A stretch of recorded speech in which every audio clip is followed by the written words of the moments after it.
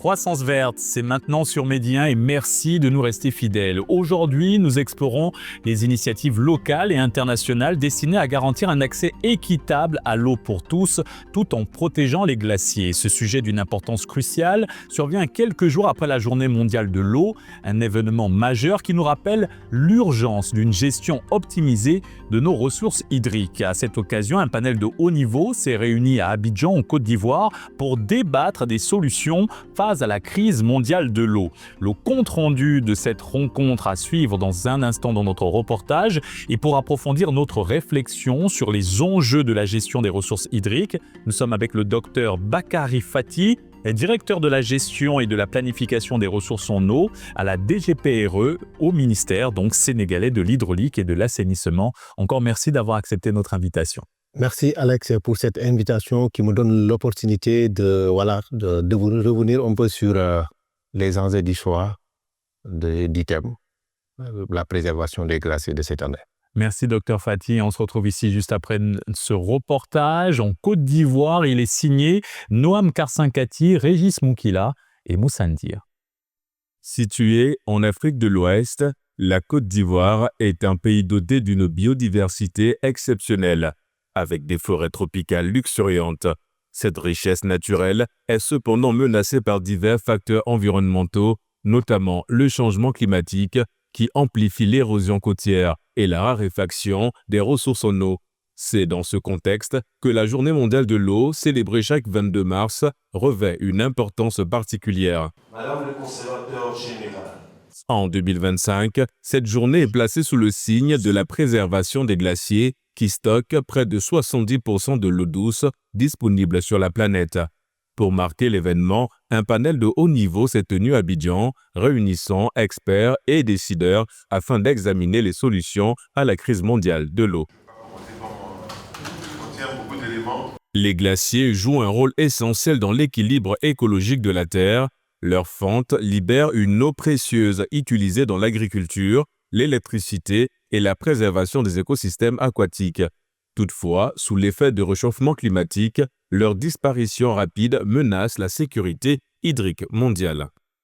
Tous les acteurs de l'eau, les populations, les décideurs, les élus, les collectivités territoriales, que leur attention soit attirée sur cette préoccupation majeure aujourd'hui qui a poussé les Nations Unies à décréter l'année 2025 comme étant l'année internationale de la préservation des glaciers et qui a aussi amené les Nations Unies à décider qu'à partir de 2025, il y ait une journée mondiale qui soit dédiée donc à la préservation de ces glaciers-là.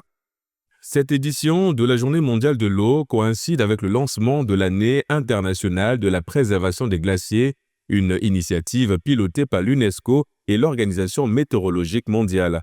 Le panel d'Abidjan a mis en exergue les conséquences de la fonte des glaciers et les actions à entreprendre pour y faire face. La mise en œuvre de projets structurants tels que le projet d'appui à la sécurité de l'eau et de l'assainissement en Côte d'Ivoire que le ministre de l'Hydraulique et moi-même sommes on a la responsabilité de conduire et le programme intégré de développement et d'adaptation des changements climatiques, le PIDAC, qui favorise une gestion durable de l'eau et sensibilise aux enjeux climatiques. Le développement d'infrastructures hydrauliques modernes afin de mieux anticiper les périodes de sécheresse et garantir une sécurité de l'eau potable pour tous les usages. La préservation de l'eau est une responsabilité partagée. Nous devons poursuivre nos efforts en renforçant la gouvernance de l'eau, en sensibilisant davantage nos populations et en mobilisant tous les acteurs que sont l'État, les collectivités territoriales, le secteur privé, la société civile et enfin tous les citoyens ou une gestion plus responsable de cette ressource précieuse. Bien que la Côte d'Ivoire ne dispose pas de glaciers sur son territoire, elle subit les effets indirects de leur fonte. En particulier, la montée du niveau des mers, cette conséquence directe du réchauffement climatique, constitue une menace pour ces zones côtières. Bien que notre pays ne possède pas de glaciers, nous subissons directement des conséquences de leur fonte.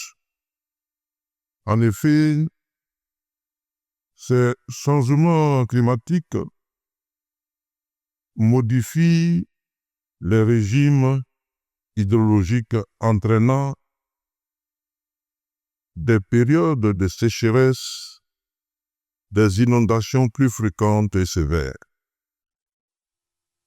une réduction des débits des cours d'eau impactant la production hydroélectrique, des perturbations majeures dans l'agriculture mettant en péril la sécurité alimentaire de millions d'Ivoiriens, et une érosion accélérée de notre littoral due à l'élévation du niveau de la mer, menaçant ainsi nos habitations, infrastructures portuaires et touristiques, les routes et les zones urbaines, occasionnant surtout le déplacement de population et la perte des sources de revenus. Des projets locaux tels que le programme de gestion du littoral ouest africain participent à la sensibilisation des populations et à la promotion d'une gestion durable de l'eau. Par ailleurs, le gouvernement ivoirien a mis en place des initiatives visant à renforcer la coopération autour des bassins versants et améliorer la gestion intégrée des ressources hydriques. Consciente de ces défis, la Côte d'Ivoire conjugue efforts locaux et engagements internationaux pour réduire ses émissions de gaz à effet de serre et protéger son littoral. Et nous allons apporter auprès des populations les informations nécessaires, les informations importantes pour que toutes ces populations se sentent intégrées dans ce projet WACA. Nous allons leur permettre donc de comprendre le message à travers des messages que nous allons leur passer, mais en langue vernaculaire, donc en langue de chez eux. Et quand c'est comme ça, les populations se sentent plus intéressées, se sentent plus impliquées dans l'affaire, et ensemble, nous allons lutter contre le changement climatique, contre la montée des eaux, parce que ce n'est pas un projet individuel, ce n'est pas une action individuelle, mais ça doit être une action collective à laquelle nous allons associer les jeunes, nous allons associer les femmes, nous allons associer les personnes âgées, nous allons associer les personnes qui ont des diplômes, les personnes qui n'ont pas de diplômes, etc. Il faut que toute la population vienne ensemble pour, n'est-ce pas, lutter efficacement contre la montée des eaux. Les réalités ivoiriennes aujourd'hui, quand on parle de glaciers, le meilleur angle pour aborder la question pour la Côte d'Ivoire, c'est d'aller dans le sens de réduire les émissions de gaz à effet de serre, mais de surtout travailler à ce que les changements climatiques, que nous puissions nous adapter en eux, mais aussi atténuer ces effets néfastes-là qui impactent tous les secteurs d'activité. Au-delà de ces forums et de ces conférences, ce sont les initiatives concrètes sur le terrain qui feront la différence.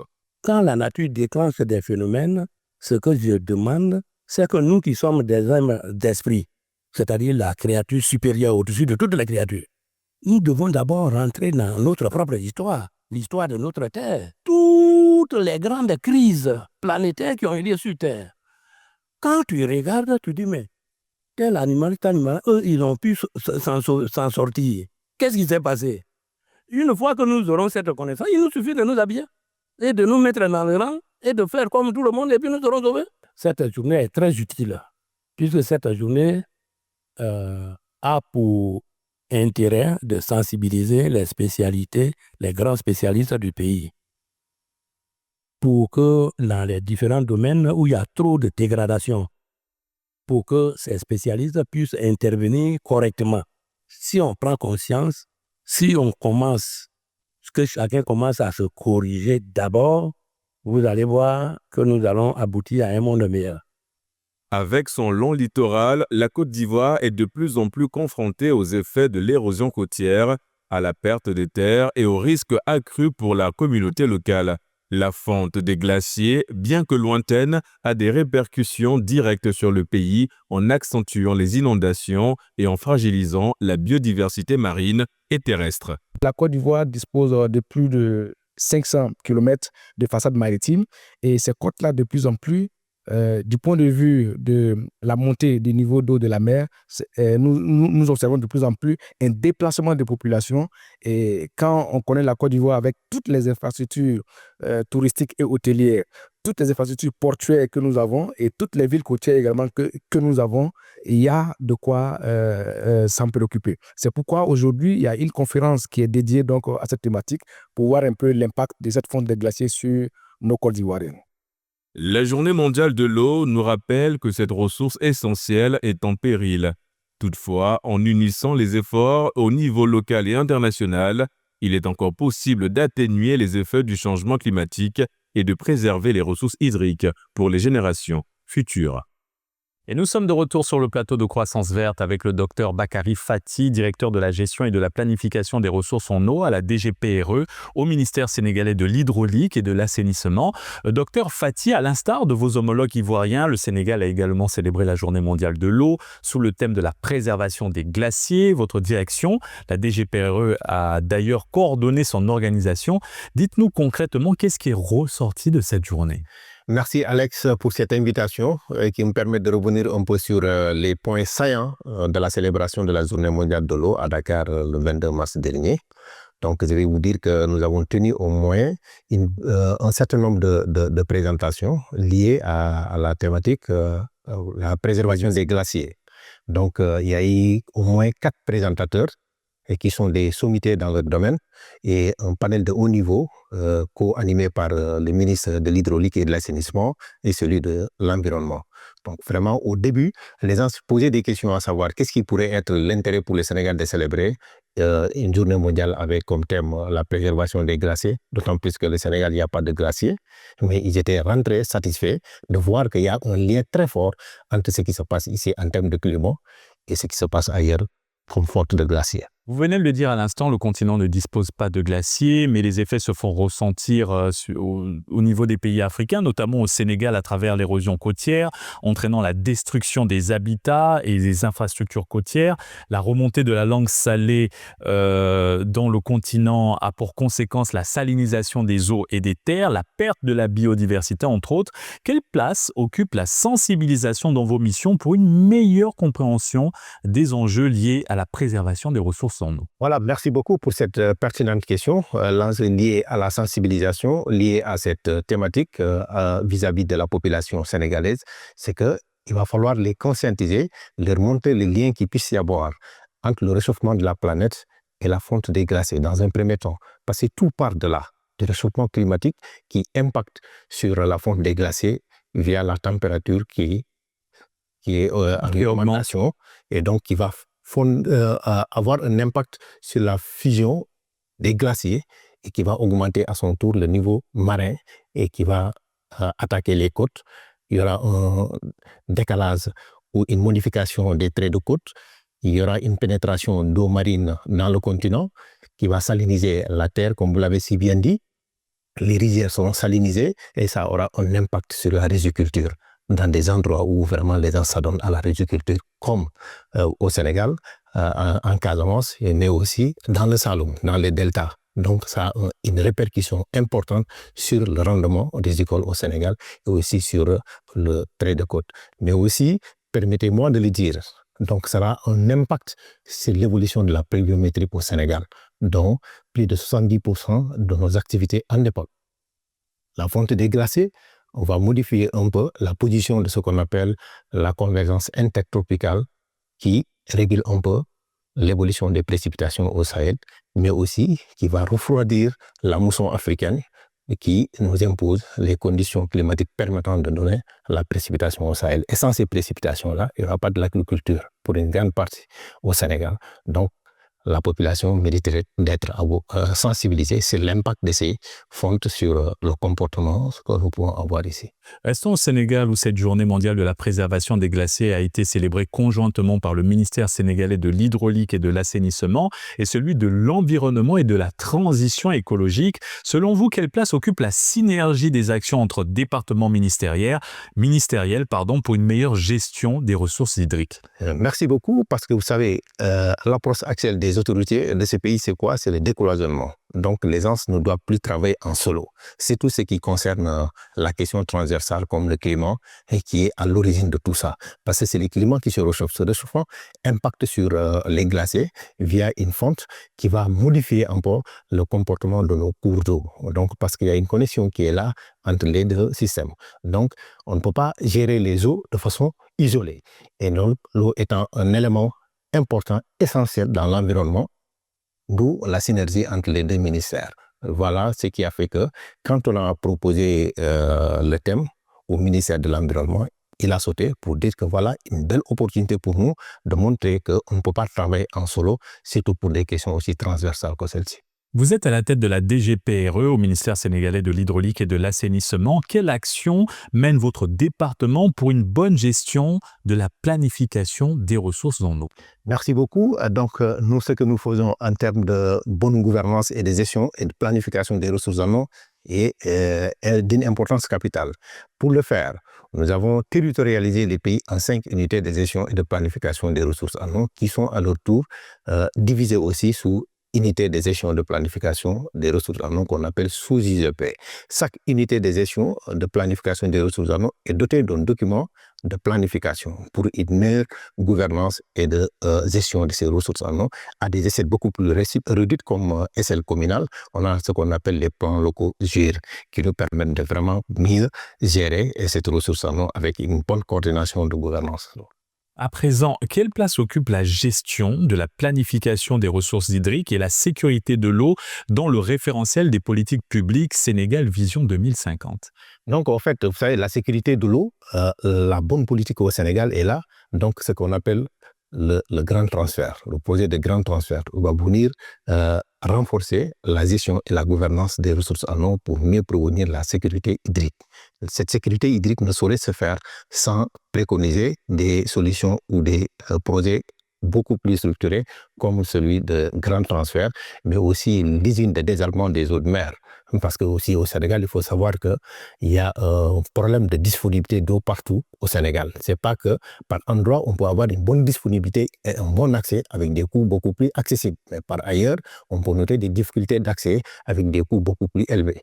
Donc, pour parvenir à bout de cette question, l'État actuel a lancé un grand projet qui est de transfert. Vous l'avez aussi l'habitude de le voir avec le ministre en charge de l'hydraulique, qui l'appelle autoroute de l'eau. L'autoroute de l'eau est en route pour vraiment donner satisfaction aux Sénégalais en termes de quantité, mais aussi de qualité. Parce qu'il est dit, il faut donner une eau de bonne qualité et de quantité suffisante à tous les Sénégalais. Donc, il ne doit pas y avoir de population rurale en matière de distribution d'eau, mais aussi de population urbaine en matière d'eau. L'accès doit être égal à tous avec des coûts équitables pour tous. Donc ça, c'est la politique actuelle dans le cadre des nouveaux référentiels avec la vision 2050. Vraiment, la sécurité hydrique est au cœur de ce plan pour Sénégal 2050. Docteur Fati, la présente année marque également le lancement officiel de l'année internationale de la préservation des glaciers, coordonnée par l'UNESCO et l'Organisation météorologique mondiale. Quel regard portez-vous sur cette initiative et son potentiel impact sur la sensibilisation aux enjeux climatiques? Non, vous savez, ça coule de source. Quand on sait que le réchauffement climatique est lié aux activités humaines, c'est-à-dire on met dans l'atmosphère ce qu'on appelle les gaz, les dioxydes de carbone, qui contribuent vraiment à piéger la chaleur. Donc il y a ce qu'on appelle ça, renforce l'effet de serre, qui augmente la température, qui impacte sur la température, qui va occasionner des fusions ou la fonte des glaciers et qui va impacter sur la disponibilité d'eau douce qui sera agressée par le fait que donc l'océan augmente ou monte en niveau et qui va vraiment rentrer en connexion avec même les nappes au niveau des côtes ou du littoral pour vraiment les saliniser. Et donc là, c'est un impact négatif de la fonte des glaciers. Donc la sensibilisation de la population pour mieux préserver ces glaciers-là est d'une importance capitale. Quand on sait que les glaciers aussi, par le passé, il n'y avait pas de mesure de température, il n'y avait pas d'outils qui nous permettaient de faire un suivi de l'évolution de la température. C'est à travers ces glaciers-là qu'on appelle les calottes glaciaires que les gens parvenaient à détecter ou à avoir des mesures sur le passé lointain. Donc les préserver se trouve être quelque chose de pertinent. Aujourd'hui, la gestion des ressources hydriques est l'affaire de tous. Comment amener les populations à adopter des pratiques éco-responsables pour assurer une gestion durable de l'eau? Ça, c'est ce qu'on appelle la gestion inclusive et participative. Il faut sensibiliser les gens, les impliquer et qu'ils soient chacun responsable de la gestion. Si la gestion doit partir du sommet, ça peut être compliqué. Voilà pourquoi nous avons compris ça, qu'on a mis des cadres de concertation pour une gestion durable et efficace, efficiente des ressources en eau pour vraiment permettre de disposer de cette eau-là pour des générations aussi à venir. Parce qu'il ne s'agit pas de régler la problématique d'aujourd'hui et doubler celle qui pourrait venir après. Donc c'est voilà pourquoi on voudrait impliquer tout le monde à la base, que chacun se sente responsable de cette gestion et de cette gouvernance d'une ressource aussi plus précieuse que l'eau. Les perturbations climatiques, parlons-en, elles provoquent une élévation du niveau des mers, ce qui menace les zones côtières, notamment à Bargny et Saint-Louis au Sénégal. Quelle solution viable pour atténuer l'impact de ce phénomène? Solution viable, c'est, comment dire, nous avons déjà commencé au niveau de la DGPRE avec un projet qui est basé sur la solution fondée sur la nature. Donc, ça nous permet de ne pas recourir à ce qu'on appelle donc de l'énergie liée au pétrole. On peut augmenter davantage le CO2 dans l'atmosphère. Il pourrait vraiment avoir beaucoup plus d'impact sur la température qui pourrait augmenter le phénomène d'érosion et l'élévation du niveau marin qui va impacter à son tour nos côtes. Le littoral, le Sénégal dispose d'une côte longue de à peu près 718 km de long. Donc, préserver ça consisterait à avoir une bonne politique dans l'émission des émissions de gaz à effet de serre. Parlons de la synergie des actions. Comment les gouvernements et les acteurs locaux peuvent davantage renforcer leur collaboration dans le cadre de la gestion intégrée et durable des ressources hydriques à l'échelle régionale? Donc, c'est ce qu'on appelle Nexus, en fait. La gestion intégrée des ressources en eau, il ne faut pas gérer ce taux-là de façon isolée, en écartant les autres secteurs, parce que l'eau est l'un des secteurs qui traverse toutes les autres activités. On ne peut pas faire d'activité sans faire recours à l'eau. Donc, je l'ai dit avant-hier lors de la célébration de la Journée mondiale de l'eau, que dans cette salle, il n'y a personne qui soit là qui n'a pas fait recours à l'eau. Donc, l'eau étant au cœur de nos préoccupations, donc la synergie d'action étant un élément très fondamental pour sa bonne gouvernance et sa préservation, mais aussi sa gestion efficace et durable. Et avant de clore cet entretien, Dr Fathi, dans un contexte de défis environnementaux croissants, quelle stratégie innovante pourrait garantir un avenir durable aux générations futures, tant en termes de préservation des écosystèmes que de sécurité hydrique? La bonne approche pour moi pourrait être des solutions basées sur la nature. Quand on sait que la ressource qui est là, disponible, n'est pas inépuisable, mais la population augmente, il y a ce qu'on appelle les phénomènes de pollution de cette ressource hydrique. On pollue ça davantage. Il y a l'effet des changements climatiques. Donc la meilleure manière, c'est de changer de paradigme, de mieux gérer, et tout en impliquant, sensibilisant la population au fait que cette ressource-là n'est pas inépuisable, n'est pas intarissable. La meilleure manière de la garder, c'est de sensibiliser les gens à avoir de bonnes politiques, des bonnes manières, et ce qu'on pourrait appeler l'économie de l'eau. Parce que cette eau-là ne doit pas être utilisée comme nous le voulons, comme si c'est... On prend l'exemple de Dakar, je l'ai montré lors d'une présentation, on voit l'augmentation des prélèvements d'eau à Dakar qui est aujourd'hui à des dizaines de millions de mètres cubes par an comme prélèvement. Donc, à ce rythme, ce taux-là ne pourra pas être disponible pour les générations à venir. Et puis, surtout que ce sont les eaux souterraines qui sont censées être les ressources les plus stratégiques, qui sont en train d'être pompées, utilisées pour donner une satisfaction à un temps T et sans pour autant se soucier des générations à venir, d'où la bonne politique de gestion intégrée des ressources en eau avec une vision beaucoup plus lointaine que cela. Docteur Fati, encore merci d'avoir répondu à cette invitation et d'avoir répondu aux questions de Médien. Merci pour cette belle opportunité qui nous a été offerte pour vraiment revenir sur la célébration de la Journée mondiale de l'eau. Merci encore une fois. Merci et c'est ainsi que s'achève cette émission. Excellente suite des programmes sur la panafricaine Médien.